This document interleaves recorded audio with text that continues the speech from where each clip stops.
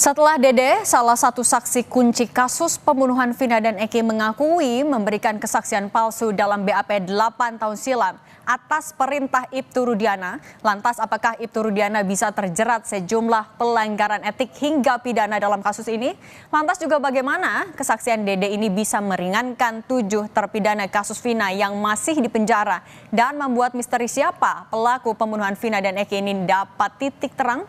Kita bahas bersama dengan Ketua Kompolnas, ada Pak Beni Mamoto, kemudian ada kuasa hukum Pradi yang mendampingi Dede, Bang Jutek Bongso, dan kuasa hukum Ibtu Rudiana, Bang Mardiman Sane. Selamat sore semuanya, apa kabar? Selamat sore. Oke, saya mau ke Bang Jutek dulu. Bang Jutek hari ini mendampingi Dede ke Barreskrim Polri ya? Itu pemeriksaan terkait apa? Tidak mendampingi Dede ke Barreskrim ya. Jadi agenda kami hari ini adalah ke LPSK tadi pagi jam 9 dalam rangka untuk menyampaikan permohonan perlindungan kepada saksi dan korban atas 6 terpidana klien kami. Kemudian saksi-saksi yang akan kami hadirkan di dalam peristiwa dalam LP yang kami sudah laporkan ke Barreskrim sebanyak 3 LP. Kemudian siangnya tadi pukul 13 kurang lebih ya kami ke Barreskrim dalam rangka undangan gelar perdana dari atas LP yang kami sudah buat di Barreskrim Mabes Polri, dan alhamdulillah bahwa laporan kami sudah diproses awal oleh pihak Mabes Polri terkait dari peristiwa laporan kami terhadap Dede dan Aib atas dugaan memberikan keterangan palsu atau tidak benar. Demikian, Mbak. Oke, Bang Jutek, tapi kalau dari informasi yang sejauh ini Anda tahu, apakah dari gelar perkara juga diungkap nggak ada peran Ibtu Rudiana di sana? Tadi kita hanya biasa ya, karena ini masih gelar awal. Menggelar ini kan hanya mencocokkan betul tidak kami membuat laporan, betul tidak bukti. Oke. Tapi kalau sejauh ini Dede sudah bertemu langsungkah dengan para terpidana? Pak Jutek? Bang Jutek, suaranya tidak ada? Yang kami serahkan sudah cukup tidak, itu semua diuji, dicek kembali oleh pihak Mabes Polri, dalam hal ini Barreskrim tadi diuji semua. Apakah betul bukti-bukti awal, apakah betul yang sudah kami laporkan dan sebagainya. Demikian, Mbak. Oke, saya sekarang mau ke Bang Mardiman. Bang Mardiman, ya. Menurut Ibtu Rudiana menggandeng banyak sekali advokat untuk membantah kesaksian Dede. Bagian mana saja yang menurut Ibtu Rudiana tidak tepat? Hampir semuanya, Mbak. Jadi begini, saya sepakat bahwa lebih mulia membebaskan 1.000 orang bersalah daripada menghukum 1 orang tidak bersalah. Saya sepakat itu. Selama ini klien kami banyak diamnya. Kenapa banyak diam? Karena satu, dia polisi aktif yang tidak bisa sembarangan saja memberikan pernyataan untuk mengcounter ini semua. Nah, kami para advokat yang terpanggil dengan hati nurani dan saya mempelajari putusan nomor 4 tahun 2000. Saya ini advokat dan yang terbiasa bicara dengan fakta. Saya harus berusaha menghindari post-truth karena sekarang ini trial by the press, trial by the netizen terhadap klien kami ini luar biasa. Sehingga yang awalnya ketika film Vina sebelum 7 hari itu muncul, itu semua netizen berteriak bagaimana bisa ditangkap yang DPO itu, tapi kemudian sekarang berbalik untuk menyerang Pak Rudiana. Satu hal yang ingin saya sampaikan bahwa saya tidak ingin mengomentari apa yang dikatakan oleh Dede maupun yang lain-lain itu. Kita akan buktikan sajalah nanti dengan jalur hukum yang sebenarnya. Tapi semua yang dilakukan oleh Ibtu Rudiana pada waktu itu tidak ada sedikit pun yang melampaui kewenangannya atau melenceng dari jalur hukum. Ada tadi pembicara sebelum ini atau mungkin diputar ulang sama Kompas mengatakan bahwa Rudiana bertindak sebagai penyidik. Mbak, itu tidak benar.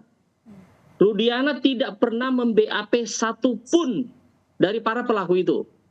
Yang terjadi adalah Ibtu Rudiana ini ayah dari korban. Jangan lupa loh, beliau ini ayah kandung dari orang yang juga mati, temannya Vina yang namanya Eki. Di tanggal 26 Agustus itu, sebagai seorang polisi dia punya naluri. Ini anak nggak mungkin kecelakaan tunggal dengan badan sehancur ini dan motornya yang baik-baik saja. Karena naluri sebagai seorang polisi itu muncul, dia mencarilah kebenaran.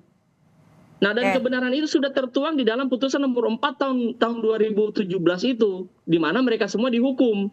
Nah, sekarang bingung juga saya kalau kemudian yang belakangan ini, oh ya waktu itu saya ditekan, waktu itu loh. Emang pada saat mereka itu semua diperiksa, polisi tidak memberikan pengacara. Baik. Mana pengacara yang mendampingi orang-orang itu pada saat itu? Benarkah mereka dipaksa? Benarkah mereka diintimidasi? Atau kenapa mereka membuat pernyataan palsu? Baik Bang Mariman. Baik, sekarang saya mau ke Pak Beni. Pak Beni, dari catatan kami sebelumnya Kadif Humas bilang sudah pernah memeriksa Ibtu Rudiana dan tidak ditemukan adanya pelanggaran etik. Tapi kemudian ada pernyataan Dede yang bilang kalau ia diinstruksikan untuk memberikan kesaksian palsu oleh Ibtu Rudiana. Yang Anda lihat ini sebenarnya apa yang terjadi? Ya, yang pertama perlu kami sampaikan bahwa pengawas internal sudah turun dari Irwasum, dari Propam itu sudah turun untuk mengaudit investigasi yang sudah dilakukan sejak di Polres sampai dengan di Polda. Jadi sebagai catatan bahwa kasus ini di Polres itu hanya 3 hari, kemudian ditarik Polda. Tentunya salah satu pertimbangannya adalah menghindari jangan sampai ada konflik kepentingan. Karena salah satu orang tua korban ini adalah anggota Polri. Nah, dari hasil komunikasi kami dengan pengawas internal menunjukkan bahwa tidak ditemukan satu pelanggaran yang berat hingga dimungkinkan diberikan sanksi. Nah, oleh sebab itu adanya masukan-masukan dari saksi-saksi ini tentunya menjadi bahan juga. Karena ketika klarifikasi kan kita mendengar langsung dari pihak petugas. Belum dikonfirmasi dengan pihak-pihak yang waktu itu ditangani. Nah, mudah-mudahan dengan nanti masukan-masukan ini akan diperoleh kebenaran dan objektivitas. Nah, namun ada catatan juga bahwa kasus ini sudah divonis, sudah inkrah. Dan ketika memberikan keterangan sudah disumpah di depan pengadilan. Para saksi maupun para terdakwa waktu itu ya. Nah, ini dengan dinamika yang muncul saat ini, munculnya saksi-saksi dengan keterangan yang berbeda atau mencabut keterangannya, ini tentunya satu proses ketika kita semua ingin mencari kebenaran. Tapi Pak Beni melihat ini ada intervensi dari Ibtu Rudiana kah? Begini, untuk menilai itu harus betul-betul dilakukan pemeriksaan mendalam ya. Artinya di satu sisi kondisi psikologis yang bersangkutan saat itu, anaknya dibunuh dan sebagainya, ini juga harus dilihat. Karena sebagai manusia biasa tentunya ada rasa penasaran, ada rasa ingin segera tahu siapa pelakunya dan sebagainya. Nah, ini satu hal yang menjadi masukan sekali lagi buat pengawas internal. Dengan munculnya saksi-saksi ini, ketika nanti proses penyidikan di Bareskrim dilakukan, ini juga menjadi bahan masukan. Pihak kepolisian tentunya akan terbuka untuk nanti mengkaji dan diharapkan seandainya memang ada hal yang baru yang bisa berkontribusi dalam rangka menuntaskan kasus ini sangat bagus, seperti itu.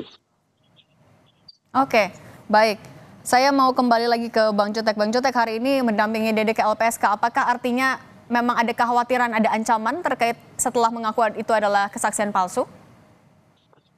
Kami sampai saat ini kebetulan kuasa hukumnya sama dari Pradi, ya ada koordinatornya Dr. Asido Huta Barat.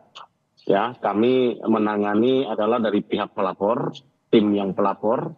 Jadi memang sampai hari ini kami belum melihat ada ancaman nyata yang menimpa akan Dede.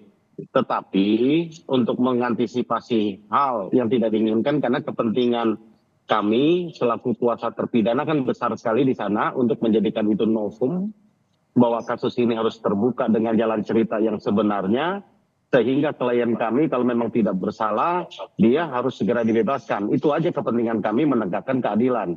Itulah dasar kepentingan kami juga berkolaborasi. Walaupun dia adalah terlapor, tetapi dia juga kami bantu untuk kami penuhi hak-haknya apa yang bisa kami bantu supaya proses pengungkapan ini bisa berjalan dengan lancar versinya terhadap peristiwa tahun 2016 yang lalu. Tadi yang disampaikan oleh rekan-rekan semua sini dan juga Pak Beni, betul Pak, Bapak sampaikan normalnya betul memang itu disumpah. Kenyataannya pengakuan dari Dede, dia itu tidak disumpah dan tidak dihadirkan di persidangan, bahkan dilarang oleh Ibtu Rudiana untuk datang ke persidangan ketika ada rilas. Ini yang kita akan uji apakah betul demikian. Kemudian apakah mereka didampingi pengacara pada waktu pengakuan ini, kan katanya disiksa di apa tadi, apakah didampingi pengacara? Kami sampaikan, inilah yang menjadi persoalan. Mereka tidak didampingi pengacara, ya, sampai di Polda mereka baru didampingi pengacara. Jadi dari tanggal 31 Ya, bahkan ke Polda penyidikan dan mendapatkan hasil itu, mereka tidak didampingi pengacara. Itu aja yang kami sampaikan. Oke, baik. Saya mau kembali ke Bang Mardiman. Bang Mardiman, memang kan tadi Anda menyebutkan kalau Ibtu Rudiana adalah polisi, ada aturan yang diikuti sehingga memang belum muncul ke publik. Tapi kan pernyataannya klarifikasinya sangat ditunggu. Tidak akankah memberikan pernyataan langsung kepada publik?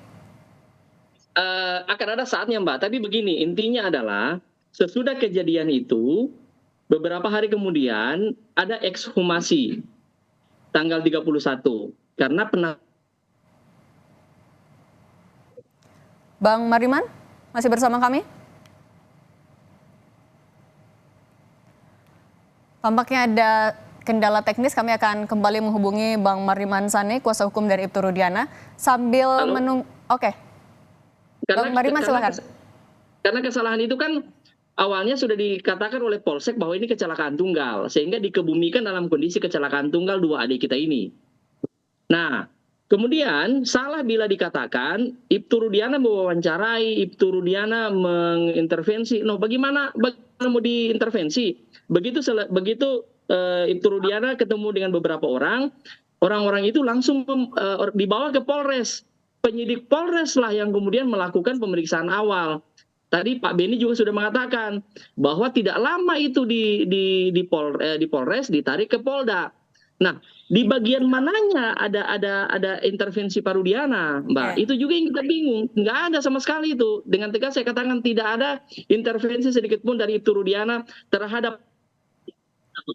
Oke, baik. Bang Mardiman, kami juga sudah tangkap.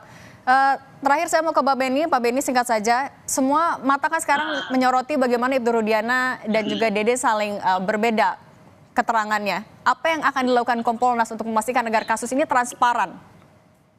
Ya, yang pertama dengan munculnya tim penasihat hukum dari Ibtu Rudiana, ini hal yang bagus dalam konteks untuk bisa memberikan keseimbangan informasi, termasuk juga dalam hal cross-check keterangan sehingga publik bisa disajikan informasi yang berimbang. Karena selama ini kan hanya diserang terus. Kemudian yang kedua, kami dari Kompolnas akan terus mengawal proses penanganan kasus ini, khususnya laporan-laporan yang ada di Barreskrim, agar ditangani secara transparan, ditangani secara profesional, penuh kehati-hatian, agar tidak terjadi atau terulang hal-hal yang